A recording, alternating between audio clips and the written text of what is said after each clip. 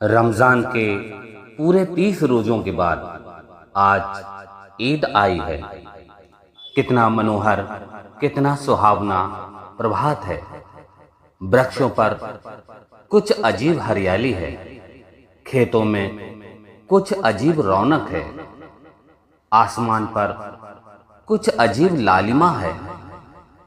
आज का सूर्य देखो कितना प्यारा, कितना शीतल है, मानो संसार को ईद की बधाई दे रहा है। गांव में कितनी हलचल है, ईदगाह जाने की तैयारियां हो रही हैं।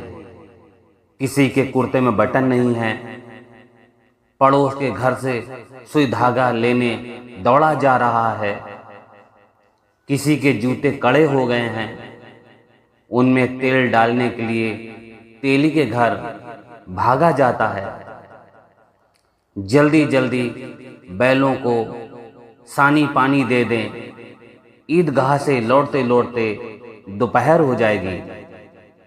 3 कोस का पैदल रास्ता, फिर सैकड़ों आदमियों से मिलना भेंटना, दोपहर के पहले लौटना असंभव है। लड़के सबसे ज्यादा प्रसन्न हैं। किसी ने एक रोजा रखा है, वह भी दोपहर तक, किसी ने वह भी नहीं। लेकिन ईदगाह जाने की खुशी उनके हिस्से की चीज है। रोजे बड़े बूढ़ों के लिए होंगे, इनके लिए तो ईद है। रोज ईद का नाम रटते थे, आज वह आ गई। अब जल्दी पड़ी है कि लोग ईदगाह क्यों नहीं चलते। इन्हें गृहस्थी की चिंताओं से क्या प्रयोजन। सेवैयों के लिए दूध और शक्कर घर में है या नहीं, इनकी बला से ये तो सेवैयां खाएंगे। वह क्या जाने कि अब्बा जान क्यों बदहवास चौधरी कायम अली के घर दौड़े जा रहे हैं। उन्हें क्या खबर कि चौधरी आज आंखें बदल लें तो यह सारी ईद मुहर्रम हो जाए। उनकी अपनी जेबों में तो कुबेर का धन भरा हुआ है। बार बार जेब से अपना खजाना निकालकर गिनते हैं और खुश होकर फिर रख लेते हैं। महमूद गिनता है 1 2 10 12, उसके पास 12 पैसे हैं। मोहसिन के पास 1 2 3 8 9 15 पैसे हैं। इन्हीं अनगिनती पैसों में अनगिनत चीजें लाएंगे, खिलौने, मिठाइयाँ, बिगुल, गेंद और ना जाने क्या क्या। और सबसे ज्यादा प्रसन्न है हामिद। वह 4-5 साल का गरीब सूरत दुबला पतला लड़का, जिसका बाप गत वर्ष हैजे की भेंट हो गया और मां न जाने क्यों पीली होती होती एक दिन मर गई। किसी को पता ना चला क्या बीमारी है। कहते भी तो कौन सुनने वाला था।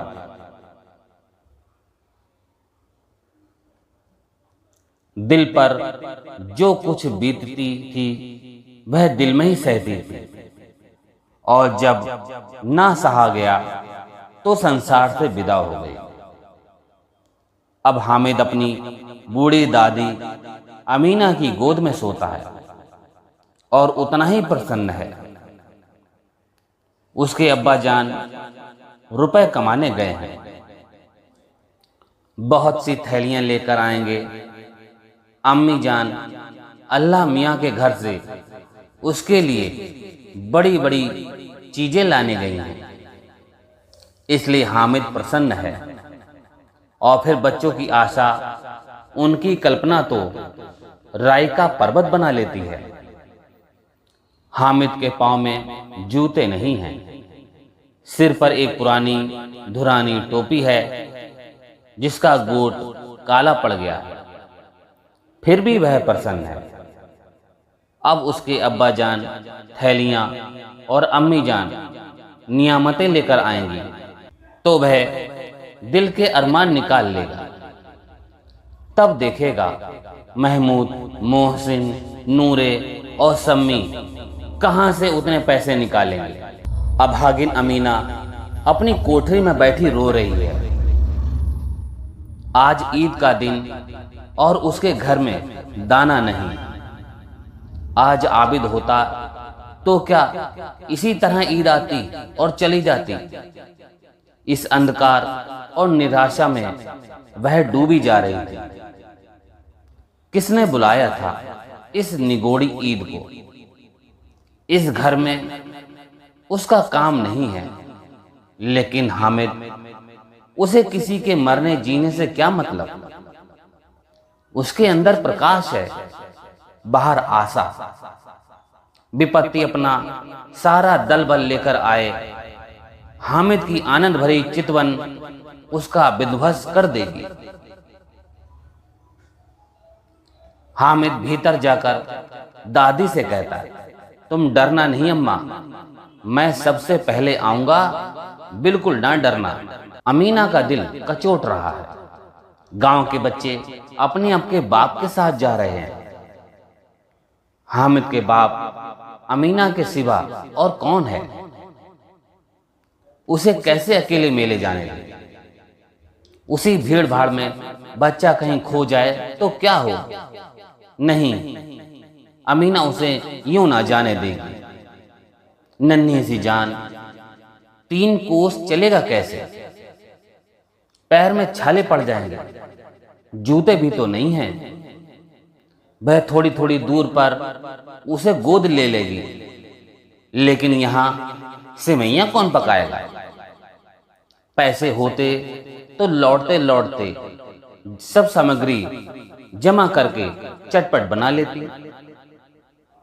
यहां तो घंटों चीजें जमा करते लगेंगे, मांगे का तो भरोसा ठहरा। उस दिन फहीमन के कपड़े सिए थे, 8 आने पैसे मिले थे। उस अठन्नी को ईमान की तरह बचाती चली आई थी इसी ईद के लिए। लेकिन कल ग्वालन सिर पर सवार हो गई तो क्या करती। हामिद के लिए कुछ नहीं है तो 2 पैसे का दूध तो चाहिए ही। अब तो कुल 2 आने पैसे बच रहे हैं। 3 पैसे हामिद की जेब में, 5 अमीना के बटुए में। गांव से मेला चला और बच्चों के साथ हामिद भी जा रहा था। कभी सबके सब दौड़कर आगे निकल जाते, फिर किसी पेड़ के नीचे खड़े होकर साथ बालों का इंतजार करते। ये लोग क्यों इतना धीरे धीरे चल रहे हैं। हामिद के पैरों में तो जैसे पर लग गए हैं। वह कभी थक सकता है। शहर का दामन आ गया। बड़ी बड़ी इमारतें आने लगी। यह अदालत है, यह कॉलेज है, यह क्लब घर है। इतने बड़े कॉलेज में कितने लड़के पढ़ते होंगे। सब लड़के नहीं हैं जी, बड़े बड़े आदमी हैं। सच, उनकी बड़ी बड़ी मूछें हैं। इतने बड़े हो गए, अभी पढ़ने जाते हैं। ना जाने कब तक पढ़ेंगे और क्या करेंगे इतना पढ़कर। हामिद के मदरसे में 2-3 बड़े बड़े लड़के हैं, बिल्कुल 3 कौड़ी के, रोज मार खाते, काम से जी चुराने वाले। इस जगह भी उसी तरह के लोग होंगे और क्या। क्लब घर में जादू होता है। सुना है यहां मुर्दे की खोपड़ियां दौड़ती हैं और बड़े बड़े तमाशे होते हैं, पर किसी को अंदर नहीं जाने देते। सहसा ईदगाह नजर आया। ऊपर इमली के घने वृक्षों की छाया, नीचे पक्का फर्श है जिस पर जाजिम बिछा हुआ है और रोजदारों की पंक्तियां एक के पीछे एक न जाने कहां तक चली गई है, पक्के जगत के नीचे तक, जहां जाजिम भी नहीं है। नए आने वाले आकर पीछे की कतार में खड़े हो जाते हैं, आगे जगह नहीं है। यहां कोई धन और पद नहीं देखता, इस्लाम की नजर में सब बराबर है। इन ग्रामीणों ने भी वजू किया और पिछली पंक्ति में खड़े हो गए। कितना सुंदर संचालन है, कितनी सुंदर व्यवस्था। लाखों सिर एक साथ सजदे में झुक जाते हैं, फिर सबके सब एक साथ खड़े हो जाते हैं, एक साथ झुकते हैं और एक साथ घुटनों के बल बैठ जाते हैं। कई बार यही प्रक्रिया होती है, जैसे बिजली की लाखों बत्तियां एक साथ प्रदीप्त हों और एक साथ बुझ जाएं, और यही क्रम चलता रहे। कितना अपूर्व दृश्य था, जिसकी सामूहिक क्रियाएं विस्तार और अंततः हृदय को श्रद्धा, गर्व और आत्मानंद से भर देती थी। मानो भातृत्व का एक सूत्र इन समस्त आत्माओं को एक लड़ी में पिरोए हुए है।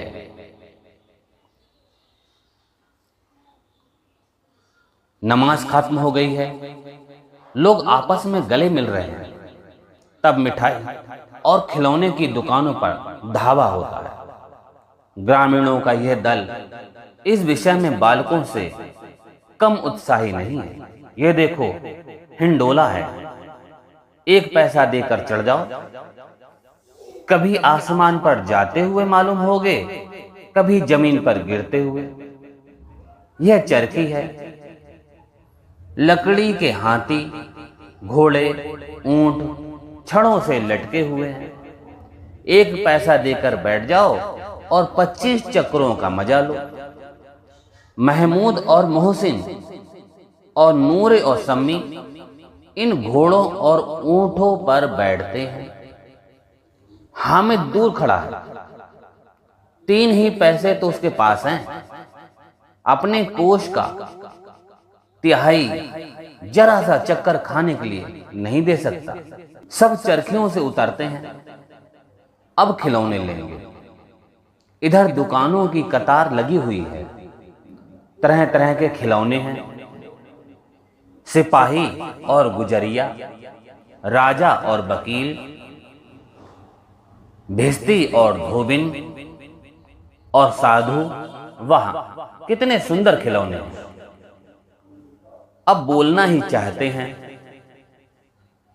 महमूद सिपाही लेता है, खाकी वर्दी और लाल पगड़ी वाला, कंधे पर बंदूक रखे हुए। मालूम होता है अभी कवायद किए चला आ रहा है। मोहसिन को भिस्ती पसंद आया, कमर झुकी है, ऊपर मशक रखे हुए हैं। मशक का मुंह एक हाथ से पकड़े हुए है। कितना प्रसन्न है, शायद कोई गीत गा रहा है। बस मशक से पानी उड़ेलना ही चाहता है। नूरे को वकील से प्रेम है। कैसी विद्युता है उसके मुख पर।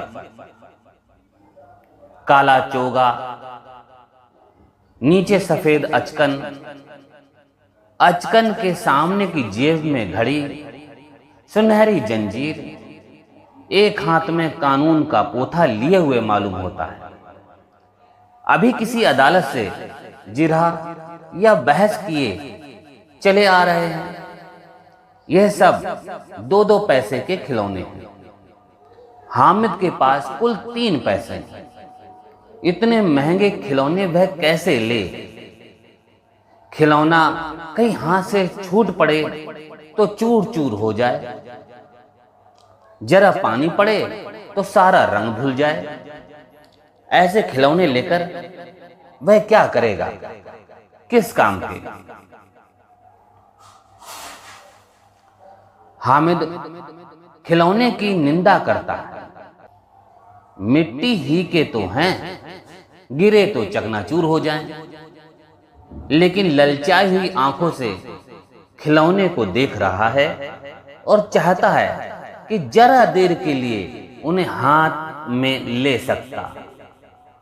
उसके हाथ अनायास ही लपकते हैं, लेकिन लड़के इतने त्यागी नहीं होते, विशेषकर जब अभी नया शौक है। हामिद ललचाता रह जाता। खिलौने के बाद मिठाइयां आती हैं। किसी ने रेवड़ियां ली हैं, किसी ने गुलाब जामुन, किसी ने सोहन हलवा मजे से खा रहे हैं। हामिद उनकी बिरादरी से पृथक है। अभागे के पास 3 पैसे हैं, क्यों नहीं कुछ लेकर खाता। ललचाई आंखों से सबकी ओर देखता है। मोहसिन कहता है, हामिद रेवड़ी ले जा, कितनी खुशबूदार है। हामिद को संदेह हुआ, यह केवल क्रूर विनोद है। मोहसिन इतना उदार नहीं है, लेकिन यह जानकर भी वह उसके पास जाता है। मोहसिन दोने से एक रेवड़ी निकालकर हामिद की ओर बढ़ाता है। हामिद हाथ फैलाता है। मोहसिन रेवड़ी अपने मुंह में रख लेता है। महमूद, नूरे और सम्मी खूब तालियां बजा बजा कर हंसते हैं। हामिद खिसिया जाता है। मोहसिन, अच्छा अब की जरूर देंगे हामिद, अल्लाह कसम ले जाओ। हामिद, रखे रहो, क्या मेरे पास पैसे नहीं हैं? सम्मी, 3 ही पैसे तो हैं, 3 पैसे में क्या क्या लोगे? महमूद, हमसे गुलाब जामुन ले जाओ हामिद, मोहसिन बदमाश है। हामिद, मिठाई कौन बड़ी नेमत है, किताब में इसकी कितनी बुराइयां लिखी हैं। मोहसिन, लेकिन दिल में कह रहे होगे कि मिले तो खा लें, अपने पैसे क्यों नहीं निकालते? महमूद, हम समझते हैं इसकी चालाकी। जब हमारे सारे पैसे खर्च हो जाएंगे तो हमें ललचा ललचा कर खाएगा। मिठाइयों के बाद कुछ दुकानें लोहे की चीजों की हैं, कुछ गिलट और कुछ नकली गहनों की। लड़कों के लिए यहाँ कोई आकर्षण नहीं था, वह सब आगे बढ़ जाते हैं। हामिद लोहे की दुकान पर रुक जाता है। कई चिमटे रखे हुए थे। उसे ख्याल आया, दादी के पास चिमटा नहीं है। तवे से रोटियां उतारती हैं तो हाथ जल जाता है। अगर वह चिमटा ले जाकर दादी को दे दे तो वह कितनी प्रसन्न होंगी, फिर उनकी उंगलियां कभी ना जलेंगी। घर में एक काम की चीज हो जाएगी। खिलौने से क्या फायदा? हामिद के साथी आगे बढ़ गए हैं। सबील पर सबके सब शरबत पी रहे हैं। देखो सब कितने लालची हैं। इतनी मिठाइयां ली, मुझे किसी ने एक भी ना दी। उस पर कहते हैं मेरे साथ खेलो, मेरा ये काम करो। अब अगर किसी ने कोई काम करने को कहा तो पूछूंगा। खाएं मिठाइयां और मुंह सड़ेगा, फोड़े फुंसियां निकलेंगी, आप ही जबान चटूरी हो जाएगी। सबके सब खूब हंसेंगे कि हामिद ने चिमटा लिया है। हंसे मेरी बला से। उसने दुकानदार से पूछा, ये चिमटा कितने का है? दुकानदार ने उसकी ओर देखा और कोई आदमी साथ ना देखकर कहा, ये तुम्हारे काम का नहीं है जी। बिकाऊ क्यों नहीं है?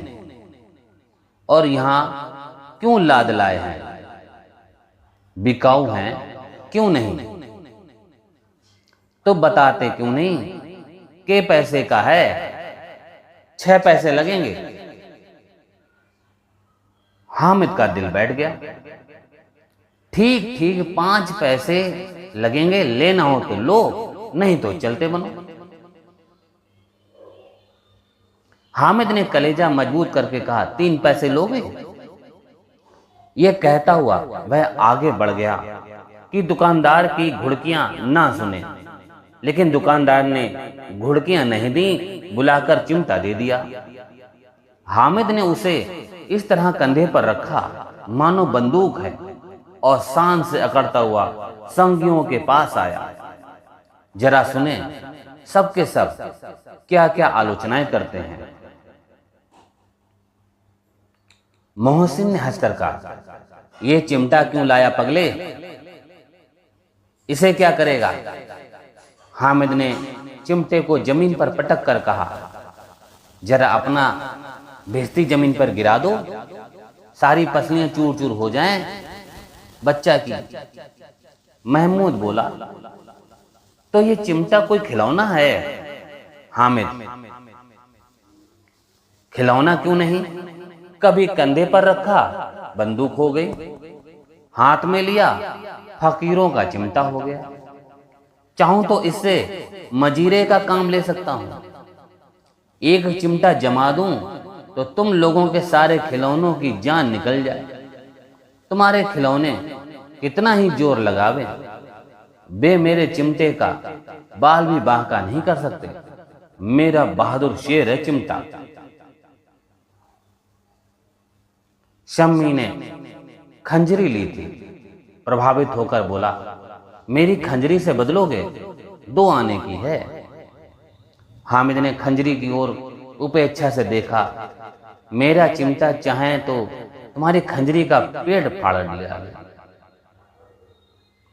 बस एक चमड़े की झिल्ली लगा दी, ढब ढब बोलने लगी। जरा सा पानी लग जाए तो खत्म हो जाए। मेरा बहादुर चिमटा आग में, पानी में, तूफान में बराबर डटा खड़ा रहेगा। चिमटे ने सभी को मोहित कर लिया, लेकिन अब पैसे किसके पास धरे हैं? फिर मेले से दूर निकल आए हैं। 9 कब के बज गए, तेज धूप हो रही है, घर पहुंचने की जल्दी हो रही है। बाप से जिद भी करें तो चिमटा नहीं मिल सकता है। हामिद है बड़ा चालाक, इसीलिए बदमाश ने अपने पैसे बचा कर रखे थे। अब बालकों के 2 दिल हो गए हैं। मोहसिन, महमूद, सम्मी और नूरे एक तरफ हैं। हामिद अकेला दूसरी तरफ शास्त्रार्थ हो रहा है। मोहसिन ने एड़ी चोटी का जोर लगाकर कहा, अच्छा पानी तो नहीं भर सकता? हामिद ने चिमटे को सीधा खड़ा करके कहा, भिश्ती को एक डांट लगाएगा तो दौड़ा हुआ पानी लाकर द्वार में छिड़कने लगेगा। मोहसिन परास्त हो गया, पर महमूद ने कुमुक पहुंचाई। अगर बच्चा पकड़ जाए तो अदालत में बंधे बंधे फिरेंगे, तब तो वकील साहब के ही पैर पड़ेंगे। हामिद इस प्रबल तर्क का जवाब ना दे सका। उसने पूछा, हमें पकड़ने कौन आएगा? नूरे ने अकड़ कर कहा, यह सिपाही बंदूक वाला। हामिद ने मुंह चिढ़ाकर कहा, ये बेचारे, हम बहादुर रुस्तम हिंद को पकड़ेंगे? अच्छा लाओ, अभी जरा कुश्ती हो जाए, इसकी सूरत देखकर दूर से भागेंगे, पकड़ेंगे क्या बेचारे। मोहसिन को एक नई चोट सूझ गई। तुम्हारे चिमटे का मुंह रोज आग में जलेगा। उसने समझा था कि हामिद लाजवाब हो जाएगा, लेकिन यह बात ना हुई। हामिद ने तुरंत जवाब दिया, आग में बहादुरी कूदते हैं जनाब। आग में कूदना वह काम है जो यह रुस्तम हिंद ही कर सकता है। महमूद ने एक जोर लगाया, वकील साहब, कुर्सी मेज पर बैठेंगे, तुम्हारा चिमटा तो बावर्ची खाने में जमीन पर पड़ा रहेगा। इस तर्क ने सम्मी और नूरे को भी सजीव कर दिया। कितने ठिकाने की बात कही है पट्टे ने। चिमटा बावर्ची खाने में पड़े रहने के सिवा और क्या कर सकता है। हामिद को कोई फड़कता हुआ जवाब ना सूझा तो उसने धांधली शुरू की। मेरा चिमटा बावर्ची खाने में नहीं रहेगा। वकील साहब कुर्सी पर बैठेंगे तो जाकर उन्हें जमीन पर पटक देगा और उनका कानून उनके पेट में डाल देगा। बात कुछ बनी नहीं, खासी गाली गलौज थी। कानून को पेट में डालने वाली बात छा गई। ऐसी छा गई कि तीनों सूरमा मुंह ताकते रह गए, मानो कोई धेलचा कनकौआ किसी गंडे वाले कनकौए को काट गया। कानून मुंह से बाहर निकलने वाली चीज है, उसको पेट के अंदर डाल दिया जावे। बेतुकी सी बात होने पर भी कुछ नयापन रखती। हामिद ने मैदान मार लिया। उसका चिमटा रुस्तमे हिंद है। अब उसमें मोहसिन, महमूद, नूरे, सम्मी किसी को भी आपत्ति नहीं हो सकती। विजेता को हारने वालों से जो सत्कार मिलना स्वाभाविक है, वह हामिद को भी मिला। औरों ने 3-3, 4-4 आने पैसे खर्च किए, पर कोई काम की चीज ना ले सके। हामिद ने 3 पैसे में रंग जमा लिया। सच ही तो है, खिलौनों का क्या भरोसा, टूट फूट जाएंगे। हामिद का चिमटा बना रहेगा बरसों। संधि की शर्त तय होने लगी। मोहसिन ने कहा, जरा अपना चिमटा दो, हम भी देखें। तुम हमारा भिश्ती लेकर देखो। महमूद और नूरे ने भी अपने अपने खिलौने पेश किए। हामिद को इन शर्तों के मानने में कोई आपत्ति ना थी। चिमटा बारी बारी से सबके हाथ में गया और उनके खिलौने बारी बारी से हामिद के हाथों में आए। कितने खूबसूरत खिलौने। हामिद ने हारने वाले के आंसू पोंछे। मैं तुम्हें चिढ़ा रहा था सच, ये लोहे का चिमटा भला इन खिलौनों की क्या बराबरी करेगा। मालूम होता है अब बोले। लेकिन मोहसिन की पार्टी को इस दिलासे से संतोष नहीं होता। चिमटे का सिक्का खूब बैठ गया है, चिपका हुआ टिकट पानी से नहीं छूट रहा। मोहसिन, लेकिन इन खिलौनों के लिए कोई हमें दुआ तो ना देगा। महमूद, दुआ के लिए फरिश्ते हैं, उल्टे मार ना पड़े। अम्मा जरूर कहेंगे कि मेले में मिट्टी के खिलौने तुम्हें मिले। हामिद को स्वीकार करना पड़ा कि खिलौनों को देखकर किसी की माँ इतनी खुश ना होगी जितनी दादी चिमटे को देखकर होंगी। 3 पैसों में ही तो उसे सब कुछ करना था और उन पैसों के इस उपयोग पर पछतावे की बिल्कुल जरूरत न थी। फिर अब तो चिमटा रुस्तमे हिंद है और सभी खिलौनों का बादशाह। रास्ते में महमूद को भूख लगी। उसके बाप ने केले खाने को दिए। महमूद ने न केवल हामिद को साझी बनाया, अपने अन्य मित्र मुंह ताकते रह गए। यह उस चिमटे का प्रसाद था। 11 बजे सारे गांव में हलचल मच गई। मेले वाले आ गए। मोहसिन की छोटी बहन ने दौड़कर भिश्ती उसके हाथ से छीन लिया और मारे खुशी के जो उछली तो मियां भिश्ती नीचे आ गिरे और सुरलोक सिधारे। इस पर भाई बहन में मारपीट हुई। दोनों खूब रोए। उनकी अम्मा यह शोर सुनकर बिगड़ी और दोनों को ऊपर से 2-2 चांटे और लगाए। मियां नूरे के वकील का अंत उसके प्रतिष्ठानुकूल इससे ज्यादा गौरवमय हुआ। वकील जमीन पर या ताक पर तो नहीं बैठ सकता, उसकी मर्यादा का विचार तो करना ही होगा। दीवार में 2 खूंटियां गाड़ी गईं, उन पर एक लकड़ी का पटरा रखा गया, पटरे पर कागज का कालीन बिछाया गया। वकील साहब राजा भोज की भांति सिंहासन पर विराजे। नूरे ने उन्हें पंखा झलना शुरू किया।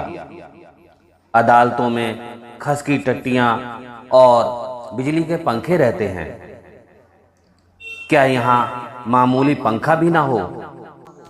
कानून की गर्मी दिमाग पर चढ़ जाएगी कि नहीं? बांस का पंखा आया और नूरे हवा करने लगे। मालूम नहीं पंखे की हवा से या पंखे की चोट से वकील साहब स्वर्गलोक से मृत्युलोक में आ रहे और उनका माटी का चोला माटी में मिल गया। फिर बड़े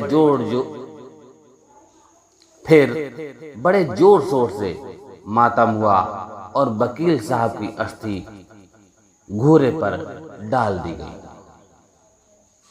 अब रहा महमूद का सिपाही, उसे चटपट गांव का पहरा देने का चार्ज मिल गया। लेकिन पुलिस का सिपाही कोई साधारण व्यक्ति तो था नहीं जो अपने पैरों पर चले, वह पालकी पर चलेगा। एक टोकरी आई, उसमें कुछ लाल रंग के फटे पुराने चिथड़े बिछाए गए, जिसमें सिपाही साहब आराम से लेटे। नूरे ने यह टोकरी उठाई और अपने द्वार का चक्कर लगाने लगे। उनके दोनों छोटे भाई सिपाही की तरफ से छोने वाले जागते लहो पुकारते रहे, पुकारते चलते हैं, मगर रात तो अंधेरी ही होनी चाहिए।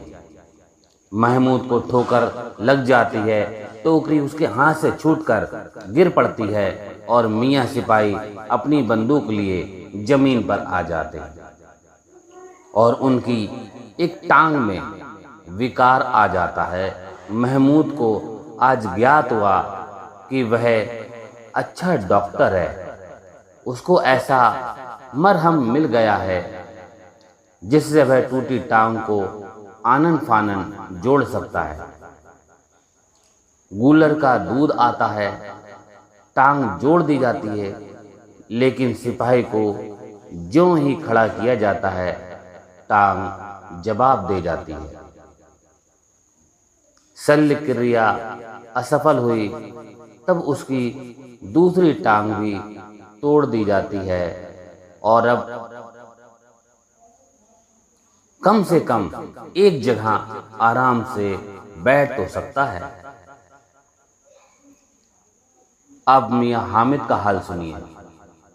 अमीना उसकी आवाज सुनते ही दौड़ी और उसे गोद में उठाकर प्यार करने लगी। सहसा उसके हाथ में चिमटा देखकर वह चौंकी। ये चिमटा कहाँ था? मैंने मोल लिया है। कै पैसे में? 3 पैसे में। अमीना ने छाती पीट ली। ये कैसा बेसमझ लड़का है कि दोपहर हुआ, कुछ खाया ना पिया, लाया क्या ये चिमटा? सारे मेले में तुझे और कोई चीज न मिली जो ये लोहे का चिमटा उठा लाया? हामिद ने अपराधी भाव से कहा, तुम्हारी उंगलियां तभी से जल जाती थी, इसलिए मैंने इसे ले लिया। बुढ़िया का क्रोध तुरंत स्नेह में बदल गया और स्नेह भी वह नहीं जो प्रगल्भ होता है। और अपनी सारी कसक शब्दों में बिखेर देता है। यह मूक स्नेह था, खूब ठोस, रस और स्वाद से भरा हुआ। बच्चे में कितना त्याग, कितना सद्भाव और कितना विवेक है। दूसरों को खिलौने लेते और मिठाई खाते देखकर इसका मन कितना ललचाया होगा। इतना जब्त इससे हुआ कैसे? वहां भी इससे अपनी बुढ़िया दादी की याद बनी रही। अमीना का मन गदगद हो गया। और अब एक बड़ी विचित्र बात हुई। हामिद के इस चिमटे से भी विचित्र। बच्चे हामिद ने बूढ़े हामिद का पार्ट खेला था। बुढ़िया अमीना बालिका अमीना बन गई। वह रोने लगी, दामन फैलाकर हामिद को दुआएं देती जाती थी और आंसू की बड़ी बड़ी बूंदें गिराती जाती थी। हामिद इसका रहस्य क्या समझता? तो बच्चों, आपको ये कहानी कैसी लगी इसको कमेंट में जरूर बताइएगा। लाइक कीजिएगा, सब्सक्राइब कीजिएगा और इस कहानी को ज़्यादा से ज़्यादा शेयर कीजिए। बहुत ही मज़ेदार कहानी है। एक बच्चे की अपने दादी के प्रति ये स्नेह अतुलनीय है।